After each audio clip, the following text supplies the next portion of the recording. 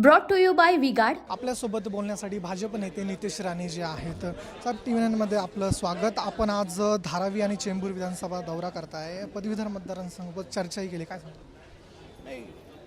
मुंबई पदवीधरासाठी महायुतीचे उमेदवार म्हणून आमचे किरण शेलारजी उभे आहेत आणि भारतीय जनता पक्षाच्या आणि महायुतीच्या सगळ्या घटक पक्षांना एकत्र घेऊन या भागातले जे पदवीधरचे मतदार आहेत त्याचबरोबर आमचे काही संघटनात्मक बैठका आजच्या निमित्ताने ठरल्या होत्या, जेणेकरून येणाऱ्या 26 जूनला किरण शेलारजींना ह्या दक्षिण मध्य मुंबईतला जो मतदार आहे त्याला त्यांनी जास्तीत जास्त त्यांना मतदान करावं या दृष्टिकोनातून आजचा हा दौरा आम्ही आयोजित केलेला आहे।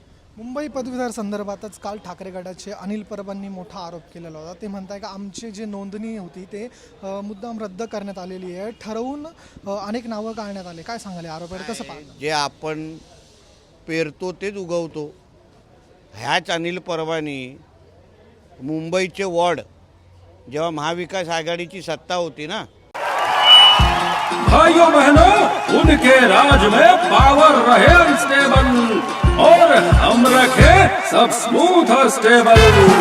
हमारा नेता कैसा हो जो स्टेबल पावर दे वैसा हो। अब की बार वी गार्ड एसी स्टेबलाइजर का चमत्कार।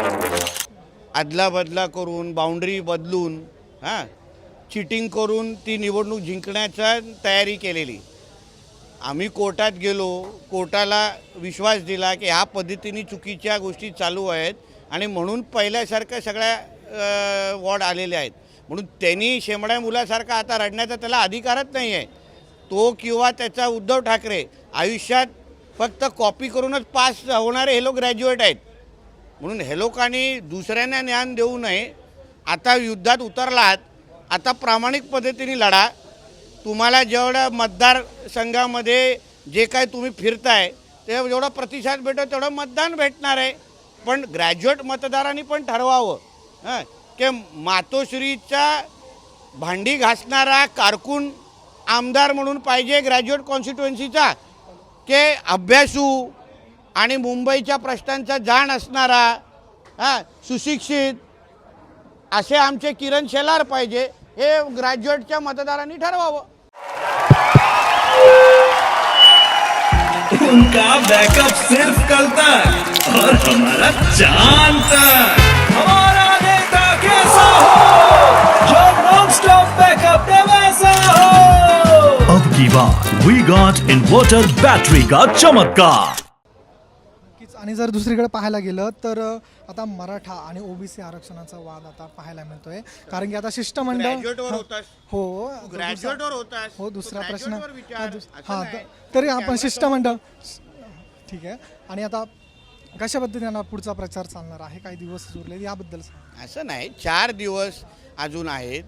मुंबईसाठी ही सीट फार महत्त्वाची आहे आणि मग त्या दृष्टिकोनातून घराघरामध्ये जाऊन प्रत्येक ग्रॅज्युएट मतदारांना भेटण्याचं काम महायुतीचे आमचे सगळे आमचे कार्यकर्ते करतील। आणि दुसरीकडे पाहायला गेलं तर विनायक राऊत आहेत, त्यांनी विनायक राऊत कोण आहे ते विनायक राऊत ठाकरे गटाचे नेते आहेत, त्यांनी नारायण राणेंच्या खासदारकी रद्द करावी अशी निवडणूक आयोगाला नोटीस देखील पाठवलेली आहे, काय सांगायला? निवडणूक आयोग त्याच्यावर निर्णय घेईल ना, प्रत्येकाला अशा पद्धतीची मागणी करण्याचा अधिकार आहे। शेवटी सिंधुदुर्ग रत्नागिरीच्या जनतेने मतदारांनी आपला कौल दिलेला आहे। 10 वर्ष हाच खासदार म्हणून विनायक राऊत किती निष्क्रिय होते हे आम्हाला सोडा, स्थानिक शिवसैनिकांना विचारा। स्थानिक शिवसैनिकांनी त्यांच्या पराभवाचं विश्लेषण केलेलं आहे, त्याच्यावर लेख लिहिलेले आहेत, म्हणून निवडणूक आयोगाकडे जाण्यापेक्षा विनायक राऊतांनी थोडा शाखेमध्ये बसून स्वतःच्या शिवसैनिकांना विचारलं ना की मी कुठे चुकलो, मी का हरलो, तर त्यांना खरं कारण कळेल। शिवसेनेचा हे झालंय वर्धापन दिन या निमित्ताने रामदास कदमांनी असं म्हटलेलं आहे का भाजपने आपल्या जागा दिल्या, परिषद झाली सकाळी, मी त्यावर बोललोय। नक्कीच धन्यवाद। आपल्यासोबत बोलण्यासाठी भाजप नेते नितेश राणे जी होती, त्यांनी आज धारावी चेंबूर हा मतदारसंघ फिरलेले आहेत। त्यांनी पदवीधरच्या ज्या निवडणुका आहेत त्या निवडणुका संदर्भात त्यांचा दौरा होता। कॅमेरा पर्सन विचारेसह मी Rutik Ganakwar, TV Marathi, Mumbai. Brought to you by V-Guard.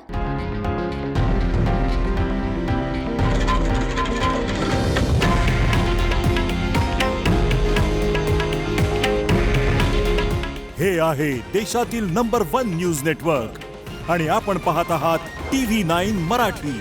काळजी तुमची, हित महाराष्ट्राचं.